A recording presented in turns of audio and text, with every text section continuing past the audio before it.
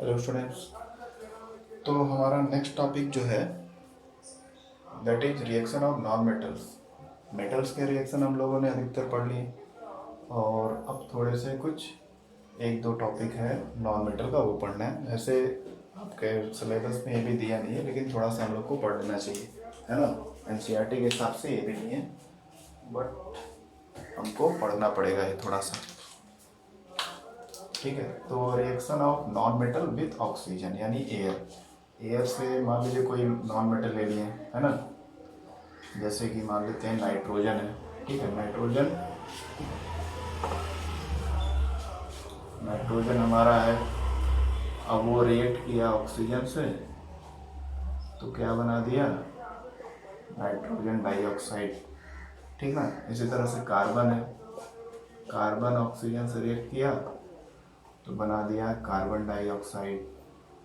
तो non metal जब react करते हैं किस ऑक्सीजन से या एयर से कर सकते हैं, तो क्या बनाते हैं, ऑक्साइड बनाते हैं। जैसे मेटल बना रहा था, है ना। और मेटल जो ऑक्साइड बना रहा था वो अधिकतर क्या थे, एसिडिक ऑक्साइड थे, क्योंकि सॉरी बेसिक ऑक्साइड थे। ठीक है, मेटल जो ऑक्साइड बना रहे थे ऑक्सीजन से रिएक्ट करके, वो बेसिक ऑक्साइड होते हैं, क्योंकि वो वाटर में ऐड करते ही बेस बन जाते हैं और फिर लिटमस टेस्ट का रिजल्ट क्या है, ब्लू देते हैं, रेड से ब्लू में कन्वर्ट हो जाता है। और नॉन मेटल का सारा उल्टा है कॉन्सेप्ट, मतलब पूरी तरह से उल्टा है। नॉन मेटल के जितने भी ऑक्सीजन से रिएक्शन या एयर से रिएक्शन होते हैं, उस केस में जो प्रोडक्ट बनता है या ऑक्साइड बनता है वो एसिडिक नेचर का होता है। ठीक है, नॉन मेटल का ऑक्साइड ये सब सारे एसिडिक नेचर के होते हैं। और एक और एग्जांपल ले लेते हैं सल्फर का। सल्फर का ऑक्सीजन से रिएक्शन कराते हैं, है ना, तो क्या मिलेगा, सल्फर डाइऑक्साइड। अब चेक कर लेते हैं कि कैसा एसिड बनाता है। तो सबसे पहले ये फर्स्ट रिएक्शन हो गया, ये सेकेंड, ये थर्ड। पहले का ले लेते हैं। अगर मान लीजिए यहाँ पर नहीं, आगे लिखते हैं, फर्स्ट वाले को आगे प्रोसीड करते हैं।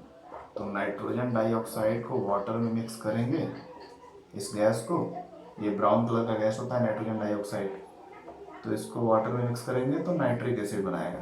ठीक है, स्ट्रॉन्ग या वीक ये डिपेंड करता है कंडीशन पे कि कितना गैस उसमें है और कितना वाटर है। ठीक, तो नाइट्रिक एसिड बन गया HNO3। सेकेंड वाला केस देखेंगे, कार्बन डाइऑक्साइड जो बना है, सारे नॉन मेटल के ऑक्साइड एसिडिक होते हैं, तो हम देख लेते हैं वाटर में डिजॉल्व करके कि एसिडिक है कि नहीं, और लिटमस टेस्ट करके उसको वेरीफाई भी कर लेंगे।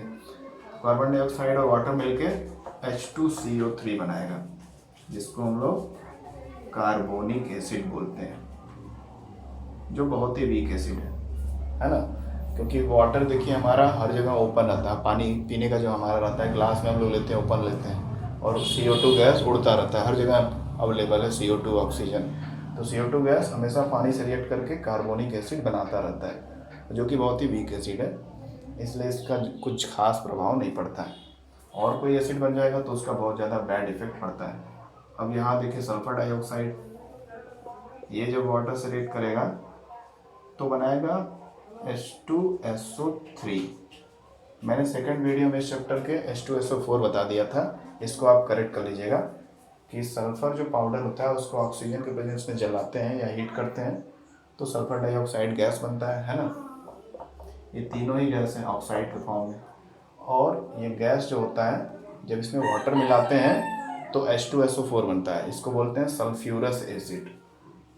सल्फ्यूरस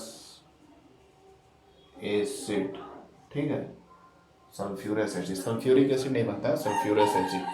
सल्फ्यूरिक एसिड तब बनता है जब यहाँ पर सल्फर ट्राईऑक्साइड गैस बनता है SO3। तो मैं वो सोचकर गलती से वो बता दिया था, तो उसको करेक्ट कर लीजिएगा कि सल्फर डाइऑक्साइड गैस जब वाटर में मिक्स किया जाता है तो सल्फ्यूरस एसिड बनता है, और ये एसिड का टेस्ट देगा लिटमस पेपर को ब्लू से रेड कर देगा, है ना। तो ये हो गया हमारा कुछ कॉमन सा chemical reaction of non metal with oxygen. Non metal का रिएक्शन ऑक्सीजन के साथ या एयर के साथ, इस तरह के दो तीन हो गए, है ना। और ये सभी जो नॉन मेटल ऑक्साइड होते हैं ऑलमोस्ट सभी जो है वो एसिडिक नेचर के होते हैं, ये भी पता चल गया। ठीक, चलिए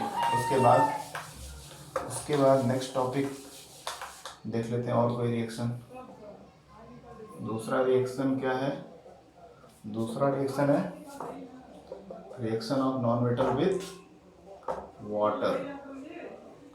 देखिए, तो वाटर का रिएक्शन मेटल के केस में हम लोगों ने देखा था, तो वहाँ पे क्या बन रहा था? हाइड्रोक्साइड बन रहा था, बेस बन रहा था और हाइड्रोजन गैस निकल रहा था, है ना। बट इस केस में जो नॉन मेटल कोई है, non metal plus water, no reaction. ठीक है, जब कोई नॉन मेटल लेते हैं उसको वाटर में मिक्स करते हैं, मतलब वाटर में डालते हैं और देखते हैं कि कुछ बने, तो ऐसा कुछ नहीं होता है। क्यों नहीं होता है? क्योंकि नॉन मेटल जो होता है इलेक्ट्रॉन एक्सेप्ट करता है, और मेटल को क्या थे, इलेक्ट्रॉन डोनेट करते हैं, इसलिए वो इलेक्ट्रोपॉजिटिव होते हैं। तो जब इलेक्ट्रॉन डोनेट करेगा तभी न जाकर कोई सॉल्ट बनेगा और हाइड्रोजन गैस बनेगा। तो नॉन मेटल जो कि इलेक्ट्रॉन एक्सेप्ट करने का नेचर इनका रहता है ना, तो इस वजह से ये रिएक्ट नहीं कर पाते हैं वाटर के साथ। तो वाटर के साथ इनका रिएक्शन नहीं होता है, केवल एयर के साथ नहीं पता चला। तीसरा टाइप देख लेते हैं, reaction of non metal with acids. Acid के साथ मेटल जो हमारा रिएक्ट करके सॉल्ट बना रहा था और हाइड्रोजन गैस बना रहा था। यहाँ पे नॉन मेटल हमारा जो है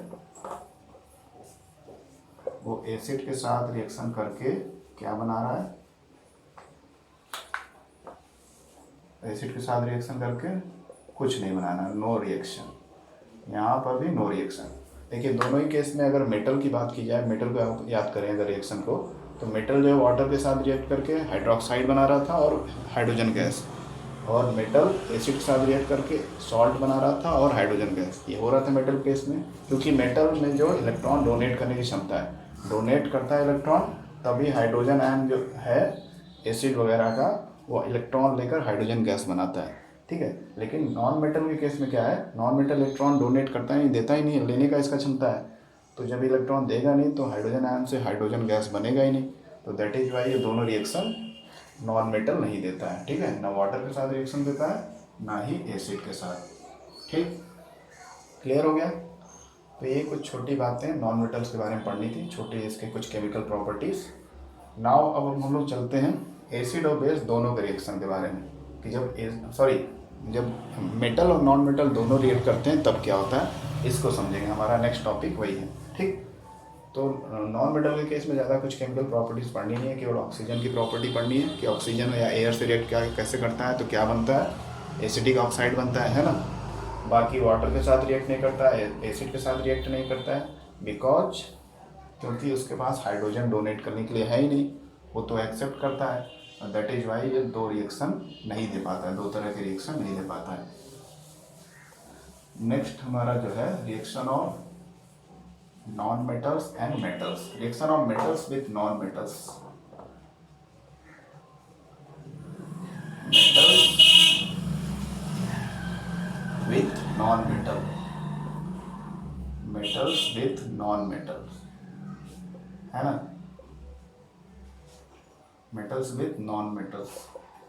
तो जब मेटल जो है नॉन मेटल से रिएक्ट करेगा तो क्या होता है, किस तरह से होता है ये रिएक्शन, इसको हमको पढ़ना है।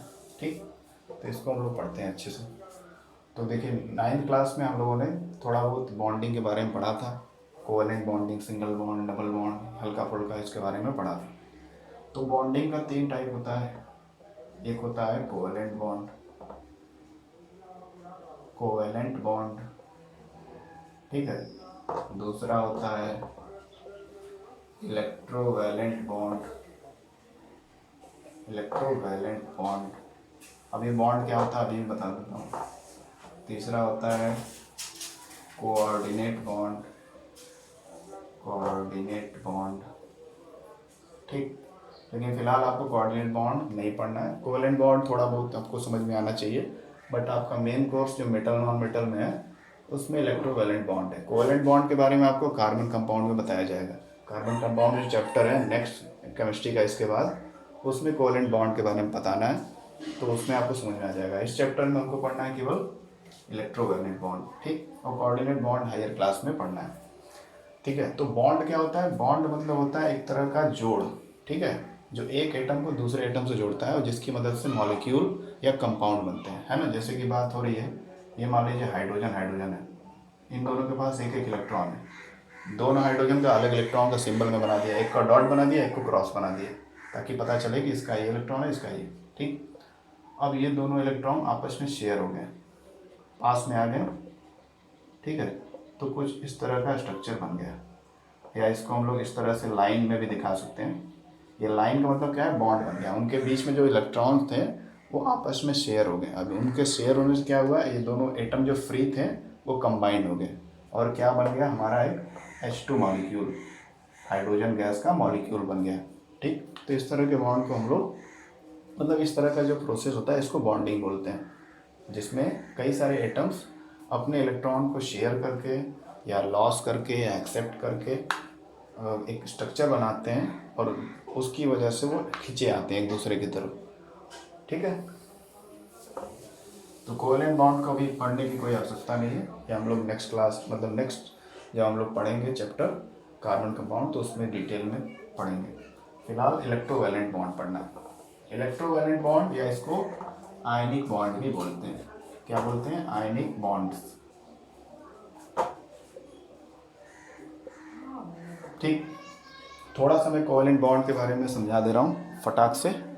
कोवेलेंट बॉन्ड जो है ये नॉन मेटल्स के बीच में बस होता है ना, नॉन मेटल्स के बीच में। जैसे एक एग्जांपल दे रहा हूँ कोवेलेंट बॉन्ड का, मान लीजिए क्लोरीन है, ये भी क्लोरीन है, ये दोनों नॉन मेटल है। तो नॉन मेटल के बीच में या इलेक्ट्रोनेगेटिव एटम्स के बीच में जो अट्रैक्टिव फोर्स होता है जिसकी वजह से वो मॉलिक्यूल या कंपाउंड बनाते हैं, वो होता है हमारा कोवेलेंट बॉन्ड। ठीक है, और कोवेलेंट बॉन्ड का मतलब होता है शेयरिंग ऑफ इलेक्ट्रॉन। जो भी इलेक्ट्रॉन है इन एटम के पास उसका शेयरिंग होता है आपस में, और उसी शेयरिंग की वजह से एक स्ट्रॉन्ग फोर्स उनके बीच में क्रिएट होता है जो उनको पास में लाता है, और उस तरह से वो एटम से मॉलिक्यूल में कन्वर्ट हो जाते हैं। ठीक है, तो जैसे क्लोरीन का अगर बाहर का वैलेंसी देखें तो उसमें 7 इलेक्ट्रॉन होते हैं, है ना, 7 इलेक्ट्रॉन। इसका मैं अलग से शो कर देता हूँ क्रॉस से। जनरली ऐसे ही बनाया जाता है ताकि पता चले कि दूसरे एटम का इलेक्ट्रॉन कौन सा है, अब इधर का कैसा है। तो दोनों में 7-7 इलेक्ट्रॉन है, इधर 2-2-2-2 6, 2-2-2 6, एक यहाँ 7वां, यहाँ 7वां। अब ये इसको एक चाहिए अपना कंप्लीट करने के लिए ऑक्टेट, इसको एक चाहिए, तो दोनों शेयर जब कर लेंगे आपस में तो दोनों का 8-8 पूरा हो जाएगा। तो ये हाई एनर्जी में है, दूर दूर है, पास में आएंगे, अपने इलेक्ट्रॉन को ये शेयर करेंगे, ये वाला, है ना। और उसके बाद क्या होगा, उसके बाद होगा कि ये शेयरिंग के बाद ये बॉन्ड बन जाएगा, जिसको हम लोग इस प्रकार से दिखा सकते हैं, क्लोरीन और क्लोरीन का बॉन्ड। ठीक है, यानी Cl2 मॉलिक्यूल बन गया। ठीक, तो जब दो इलेक्ट्रोनेगेटिव एलिमेंट्स या नॉन मेटल्स के बीच में बॉन्डिंग होती है, शेयरिंग ऑफ इलेक्ट्रॉन होता है, इलेक्ट्रॉन का शेयरिंग होता है आपस में, तो उससे जो अट्रैक्टिव फोर्स क्रिएट होता है और उसकी वजह से जब वो मॉलिक्यूल बनाते हैं या कंपाउंड बनाते हैं, उस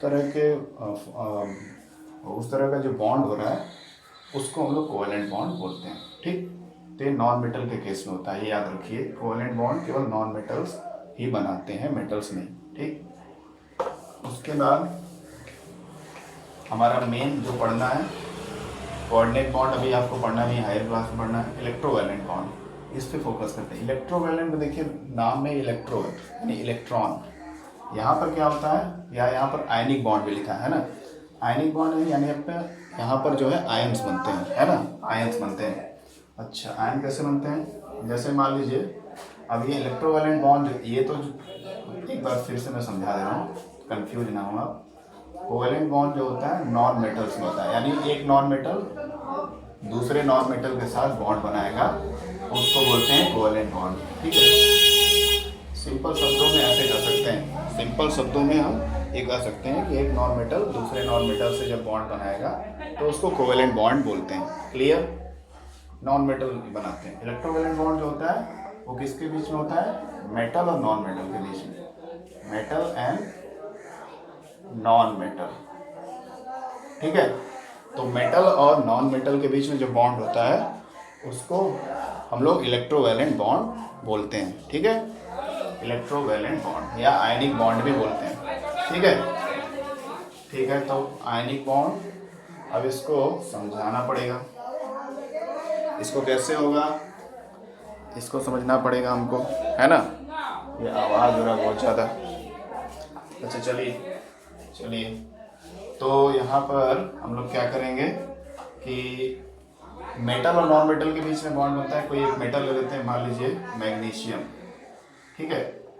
मैग्नीशियम, हम लोग इलेक्ट्रोवैलेंट बॉन्ड पढ़ रहे हैं, कोऑर्डिनेट बॉन्ड को पढ़ने की आवश्यकता नहीं, बस नाम जानना जरूरी है, ठीक है।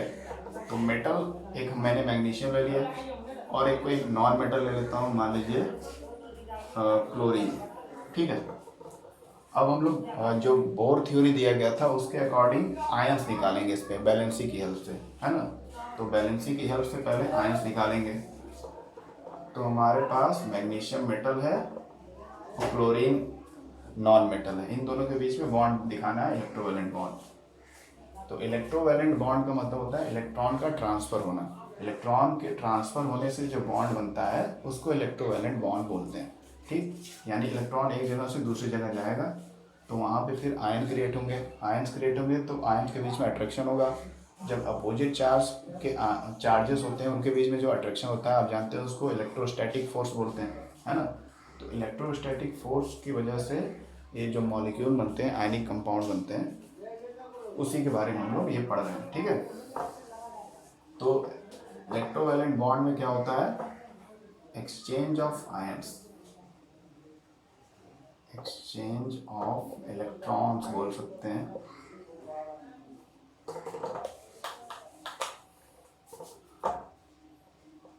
लॉस ऑफ इलेक्ट्रॉन्स बोलना ज़्यादा सही रहेगा, लॉस ऑफ इलेक्ट्रॉन्स, और या फिर इसको बोल सकते हैं एक्सचेंज ऑफ आयंस भी, एक्सचेंज ऑफ आयंस, ठीक है। और जब आयन दो तरह के रहेंगे, मान लीजिए प्लस और minus ion, opposite ion attract करते हैं, और वहाँ पे जो फोर्स क्रिएट होता है उसको क्या बोलते हैं, इलेक्ट्रोस्टैटिक फोर्स, इलेक्ट्रोस्टैटिक फोर्स, है ना। इलेक्ट्रोस्टैटिक फोर्स की वजह से दो अपोजिट आयंस अट्रैक्ट होते हैं। तो सेम कॉन्सेप्ट यहाँ इलेक्ट्रोवैलेंट बॉन्ड में भी लगता है। जब एक मेटल दूसरे नॉन मेटल से रिएक्ट करता है, मेटल का हम लोग जानते हैं इलेक्ट्रोपॉजिटिव होता है, वो अपना इलेक्ट्रॉन लॉस करता है, और नॉन मेटल जो है इलेक्ट्रोनेगेटिव होता है, वो इलेक्ट्रॉन एक्सेप्ट करता है। तो इस तरह से आयन का एक्सचेंज होगा और उसकी वजह से इलेक्ट्रोस्टैटिक फोर्स क्रिएट होगा इन दोनों के बीच में, और वही फोर्स क्या करेगा, इन दोनों आयन्स को एक पोजीशन पे फिक्स रखेगा, तो वो एक तरह के आयनिक कंपाउंड बन जाएंगे, ठीक। चलिए तो इसको समझ लेते हैं। मैग्नीशियम और क्लोरीन की बात हम लोग कर रहे थे कि मान लीजिए हमारे पास एक मेटल मैग्नीशियम और एक नॉन मेटल क्लोरीन है। तो मैग्नीशियम का पहले हम लोग देखेंगे एटॉमिक नंबर कितना होता है, 12, और इसका इलेक्ट्रॉनिक कॉन्फ़िगरेशन करेंगे कि एलिमेंट सेल में जो नील बोर ने बताया था, तो 2A2 ये हो गया मैग्नीशियम का, ठीक है। यानी इसके मैग्नीशियम के बाहरी सेल में 2 इलेक्ट्रॉन रहेंगे, ठीक। अब यहाँ पे ध्यान दीजिए, 2 इलेक्ट्रॉन रहेंगे मैग्नीशियम के बाहरी सेल में, 2 जो है 5 से कम है तो अपना सारा इलेक्ट्रॉन ये लॉस कर देगा, है ना। लॉस करेगा तो कितना चार्ज आएगा इसमें मैग्नीशियम पे, 2 चार्ज, 2 वो भी प्लस में, क्योंकि 2 इलेक्ट्रॉन लॉस करेगा, है ना, क्योंकि 5 से कम है, इसके वैलेंस इलेक्ट्रॉन की संख्या जो है 5 से लेस है। तो उस केस में मैग्नीशियम हमारा बन गया मैग्नीशियम 2+, और हमको पहले से पता था कि मेटल है तो इलेक्ट्रोपॉजिटिव होगा, बस इसको वेरीफाई करना था। क्लोरीन का देख लेते हैं। क्लोरीन का एटॉमिक नंबर है 17, और इसके इलेक्ट्रॉन का डिस्ट्रीब्यूशन अगर हम लोग अलग अलग एनर्जी लेवल में करें तो पाएंगे 287। इसके आउटर मोस्ट सेल में कितने इलेक्ट्रॉन है, 7, यानी इसको ऑक्टेट बनाने के लिए एक कम है। अगर 5 या 5 से ज़्यादा रहता है आउटर सेल में इलेक्ट्रॉन, तो उसमें इलेक्ट्रॉन एक्सेप्ट करने की टेंडेंसी रहती है, तो ये एक इलेक्ट्रॉन लेकर शांत हो जाएगा, स्टेबल हो जाएगा। तो इस तरह से हमको पता चला कि क्लोरीन पे कितना चार्ज आएगा, -1 चार्ज, है ना। क्लोरीन पे -1 चार्ज आएगा, केवल माइनस लगाएंगे, केवल 1 है, एक से ज़्यादा नंबर रहता तो फिर न्यूमेरिकल लिखते, है ना। तो ये हमको पता चल गया कि मैग्नीशियम पे कितना चार्ज आएगा, क्लोरीन पे कितना चार्ज आएगा। इस तरह से आपको करना पड़ेगा। फिर अब आपको दिखाना पड़ेगा किस तरह से इनके बीच में इलेक्ट्रोवैलेंट बॉन्ड क्रिएट होगा, ठीक। अब देखिए यहाँ पे मैग्नीशियम और क्लोरीन हमने लिया है, इनके बीच में हम लोग को इलेक्ट्रोवैलेंट बॉन्ड देखना है। यहाँ पे क्लोरीन पे कितना चार्ज है, -1, मैग्नीशियम पे कितना चार्ज है, +2। यहाँ +2 है, यहाँ -1 है। +2, देखिए कोई भी मॉलिक्यूल जो होता है वो न्यूट्रल होता है, यानी उसमें प्लस और माइनस चार्ज बराबर होते हैं।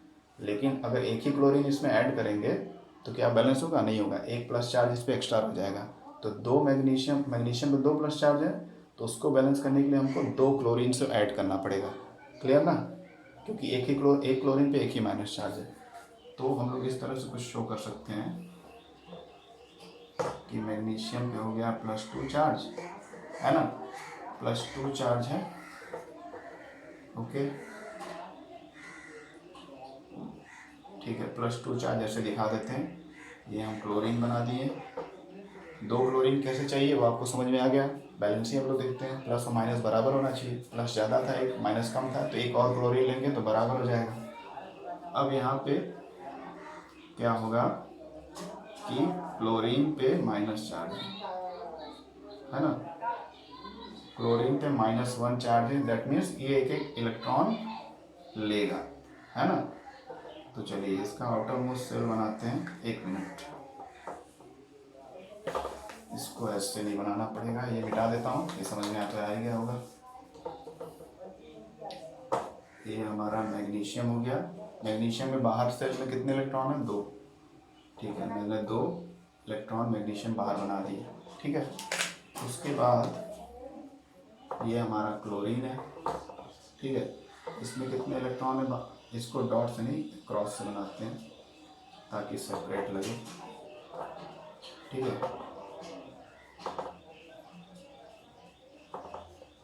अब यहाँ पे ये देखिए, तो मैग्नीशियम मेटल में इलेक्ट्रॉन लूज करने की टेंडेंसी है, अपना इलेक्ट्रॉन लूज करेगा, यहाँ पे भेज देगा एक इधर, तो स्कार्ट हो जाएगा पूरा, एक इधर भेज देगा, स्कार्ट हो जाएगा।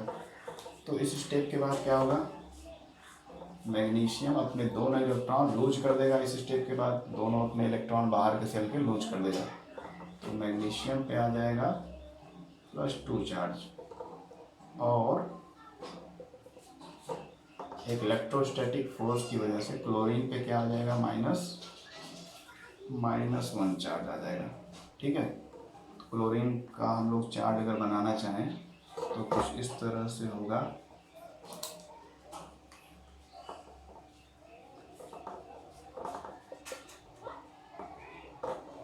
ठीक है। सिमिलरली यहाँ पर भी क्लोरीन जो होगा सेकेंड वाला, उस पर भी ऐसे ही चार्ज होगा क्रिएट, है ना।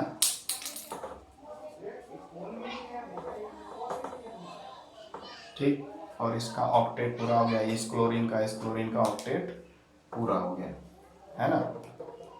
और इन आयंस क्रिएट हो गया, इलेक्ट्रॉन लॉस होने की वजह से यहाँ इलेक्ट्रॉन गेन हुआ, तो माइनस चार्ज, यहाँ पे माइनस चार्ज आया, एक इलेक्ट्रॉन इसमें लिया है क्लोरीन, इस पे माइनस चार्ज, इस पे माइनस चार्ज, तो ये पॉजिटिव नेगेटिव आयंस के बीच में अट्रैक्शन हो रहा है।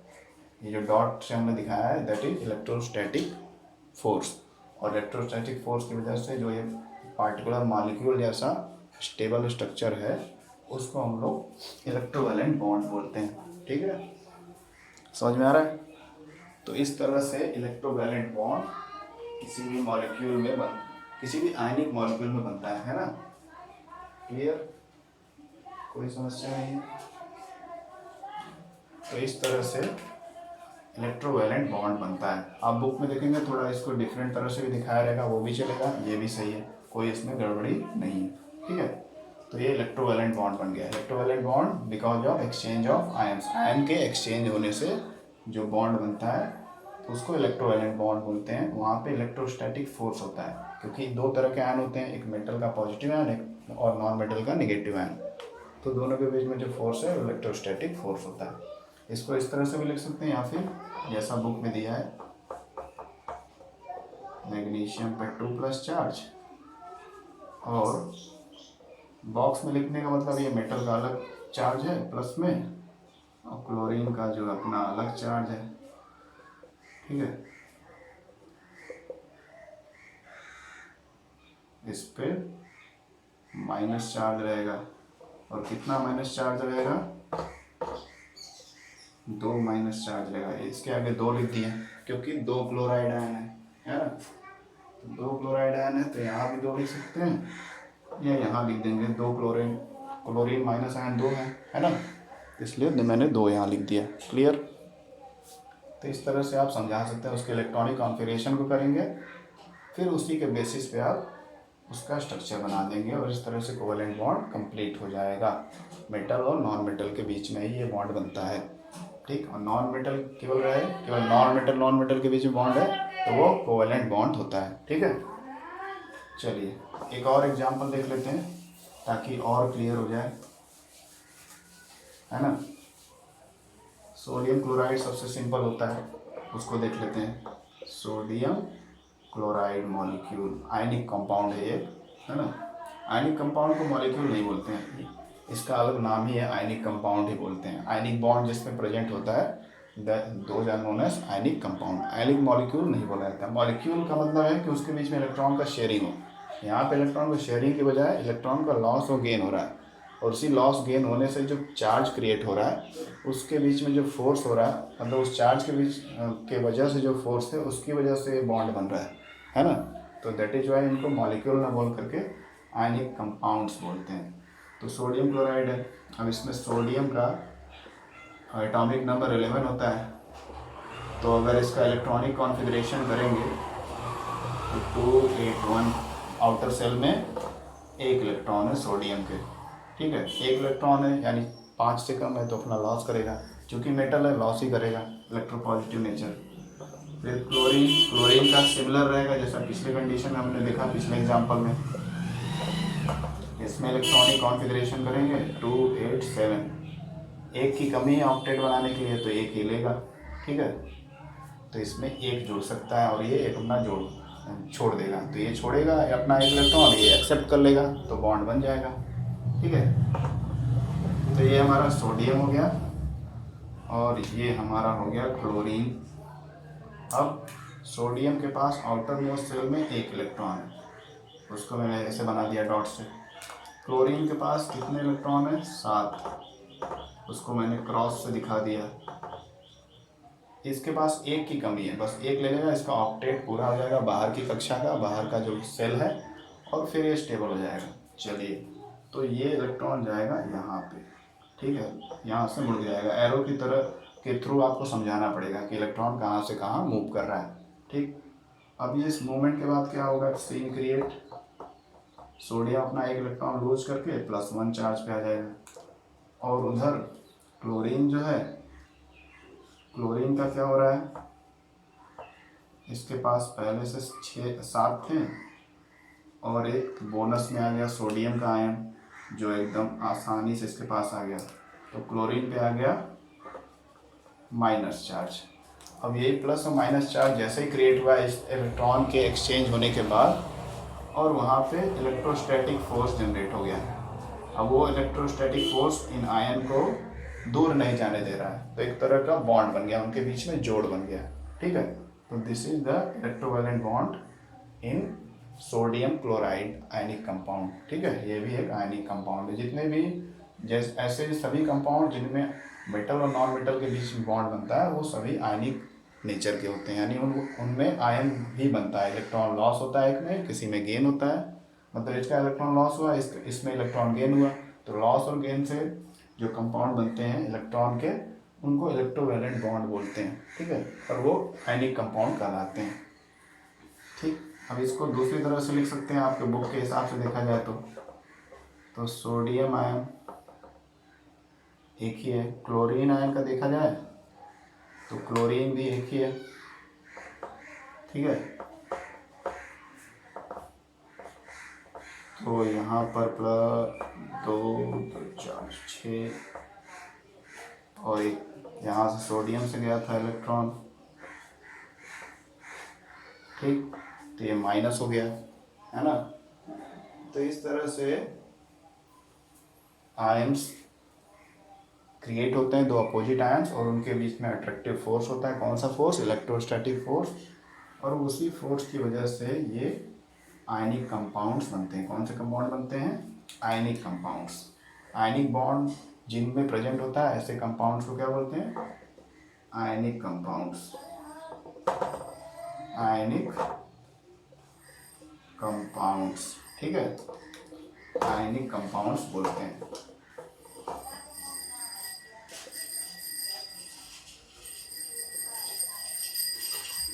ठीक, क्लियर, कोई समस्या नहीं। The compound in which ionic bonds are present और इलेक्ट्रोवैलेंट बॉन्ड्स आर प्रेजेंट। देखो ये दोनों नाम जो एक ही बॉन्ड के लिए दो अलग नाम रखे गए हैं। इलेक्ट्रोवैलेंट बॉन्ड यानी इलेक्ट्रॉन के ट्रांसफर से बनने वाला बॉन्ड, या फिर आयनिक बॉन्ड। इलेक्ट्रॉन जब ट्रांसफर होगा तो आयंस बनेंगे, और दो तरह के आयंस बनेंगे, पॉजिटिव और नेगेटिव। दैट इज वाई इस इलेक्ट्रोवैलेंट बॉन्ड को आयनिक बॉन्ड भी बोलते हैं। So the compound in which are formed by the exchange of ions और the compound which have ionic bond are known as ionic compounds. ऐसे compound, ऐसे molecule जो ion से बने हो या जिनके बीच में आयनिक बॉन्ड हो, उनको हम लोग आयनिक कंपाउंड बोलते हैं। और आयनिक कंपाउंड उन्हीं में होगा जहाँ पर एक मेटल हो और एक नॉन मेटल। एक मतलब एक से ज़्यादा भी हो सकता है, बट दो तरह के जो भी एलिमेंट्स होंगे उसमें मेटल होगा और नॉन मेटल, तभी इस तरह का बॉन्डिंग होगा। ठीक है, क्लियर है। तो ये कुछ एक दो एग्जाम्पल थे, और भी इस पर आप बना सकते हैं कैल्शियम क्लोराइड और बाकी चीज़ों का। फिलहाल तो आपके कोर्स में इतना ही दिया है, इतना ही करेंगे प्रैक्टिस, दैट इज सफिशिएंट। ठीक, तो ये हो गया हमारा आयनिक कंपाउंड्स। और आयनिक कंपाउंड्स कैसे बनते हैं? इलेक्ट्रोवैलेंट बॉन्ड की वजह से। Electrovalent bond that means electron के ट्रांसफर से क्रिएट होने वाले आयंस, और उनकी वजह से इलेक्ट्रोस्टैटिक फोर्स क्रिएट होता है, और उस फोर्स से जो बॉन्डिंग उनके बीच में क्रिएट होता है उसी को इलेक्ट्रोवैलेंट बॉन्ड बोलते हैं या आयनिक बॉन्ड बोलते हैं। चलिए, तो इलेक्ट्रोवैलेंट बॉन्ड से हमको एक नया टर्म पता चला, आयनिक कंपाउंड। ठीक है, आयनिक कंपाउंड्स। अब आयनिक कंपाउंड की थोड़ी प्रॉपर्टीज पढ़ ली जाए, ये भी आपके कोर्स में दिया है। तो आयनिक कंपाउंड्स की थोड़ी प्रॉपर्टीज पढ़ लेते हैं। प्रॉपर्टीज में सबसे पहला है स्ट्रेंथ।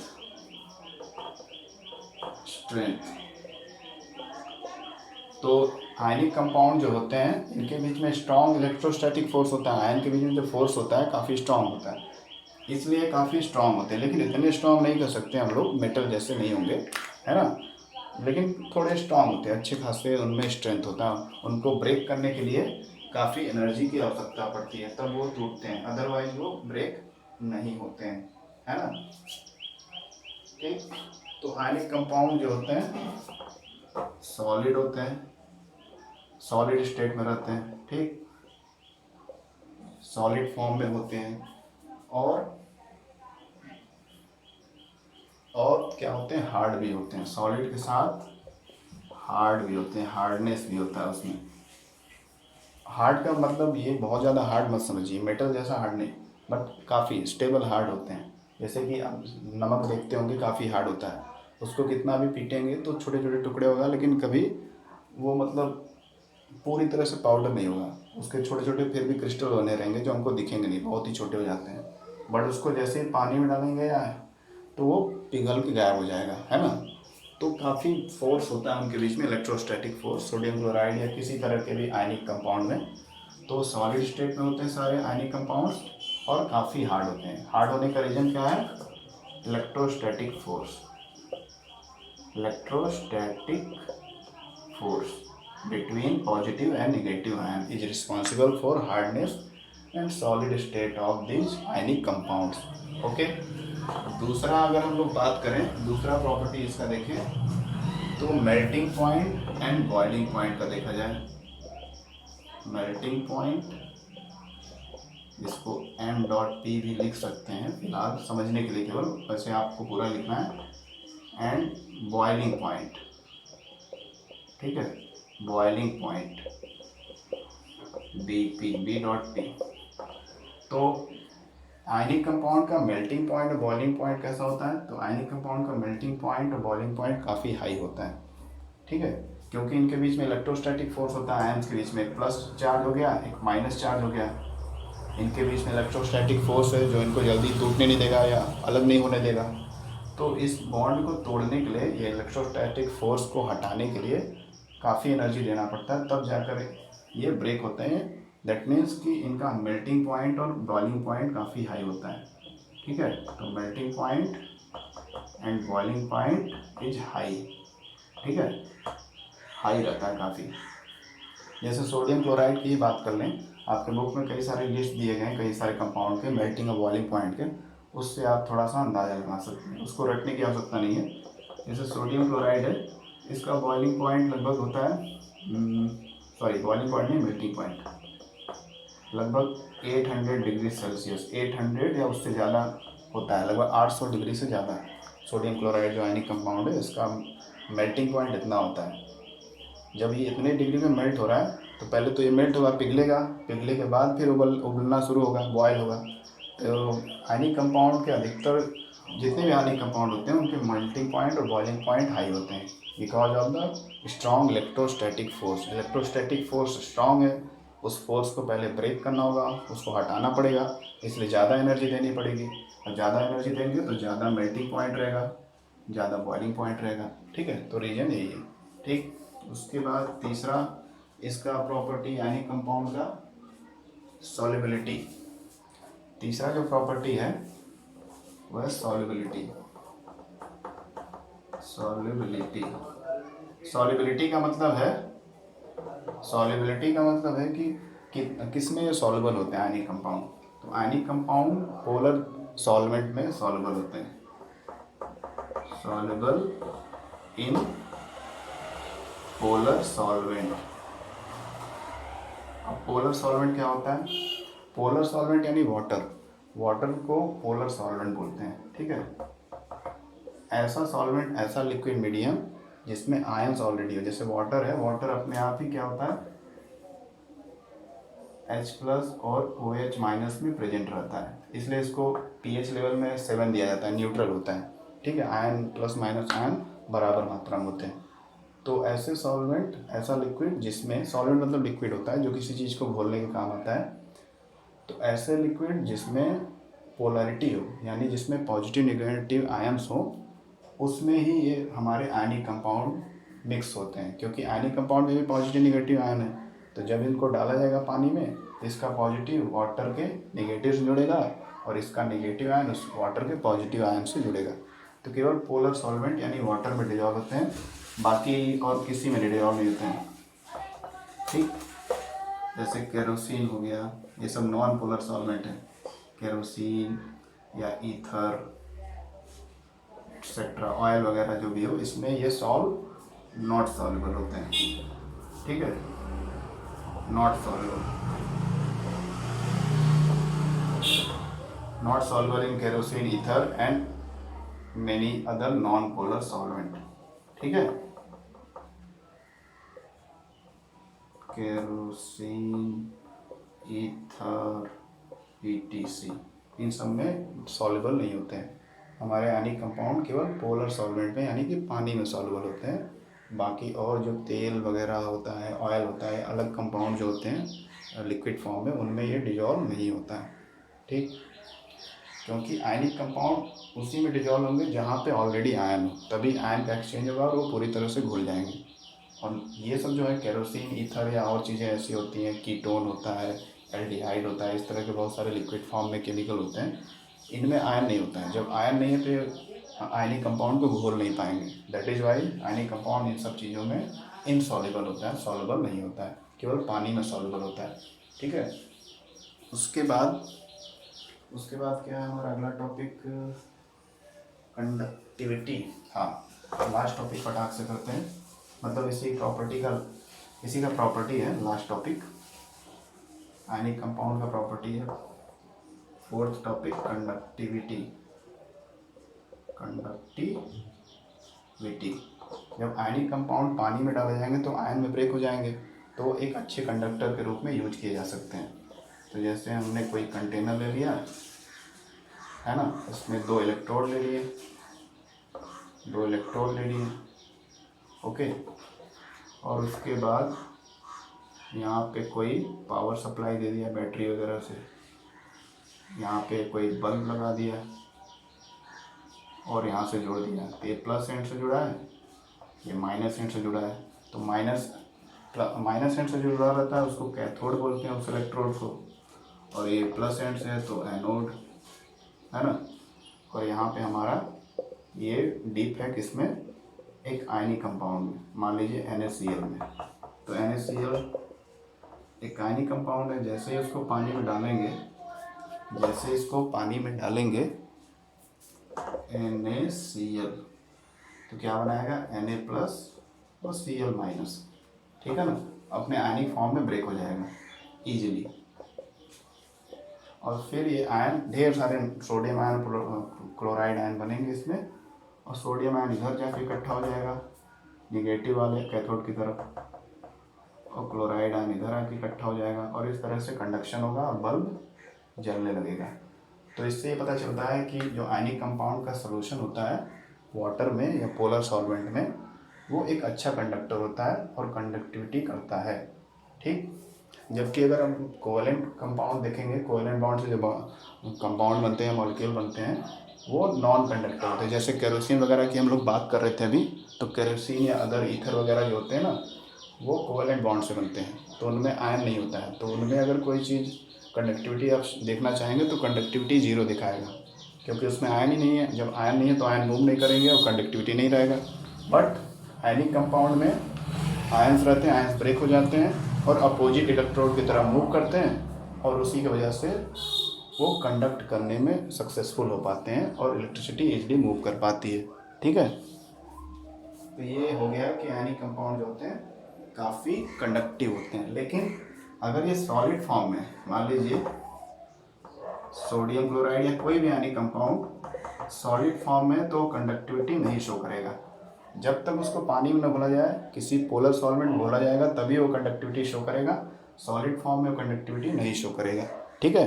तो ये याद रखिए। यहाँ पे जैसे हम लोगों ने देखा, सोडियम क्लोराइड लिया, वाटर में घोल दिया, पोलर सॉल्वेंट है, उसमें ईजिली ब्रेक हो गया सोडियम आयन, क्लोराइड आयन, या कोई भी मेटालिक आयन लीजिए, कोई भी आयनिक कंपाउंड लीजिए, मैग्नीशियम क्लोराइड या कैल्शियम क्लोराइड, तो वो कंडक्टिविटी शो करेगा सोल्यूशन के फॉर्म में। बट अगर वो सॉलिड फॉर्म में रहेगा तो कंडक्टिविटी नहीं शो करेगा, ठीक है। सॉलिड फॉर्म में उसके आयंस मूव नहीं कर पाते हैं। जब वो मेल्ट करेगा हमारा कोई भी कंडक्टर या आयनिक कंपाउंड, तभी वो हमारा क्या कर पाएगा, कंडक्टिविटी शो कर पाएगा, है ना। जैसे मैग्नीशियम क्लोराइड है तो Mg2+ और 2Cl-, इस तरह से वो आयनिक फॉर्म में टूटेगा, तभी जाकर कंडक्टिविटी शो करेगा। और ये टूटने के लिए उसको लिक्विड चाहिए, सॉल्वेंट, है ना, ऐसे वो नहीं ब्रेक होगा। तो सॉलिड फॉर्म में आयनिक कंपाउंड कंडक्टिविटी नहीं शो करते हैं, बट लिक्विड फॉर्म में किसी सॉल्वेंट में घोला जाएगा तो कंडक्टिविटी शो करते हैं और एक बेस्ट कंडक्टर की तरह काम करते हैं।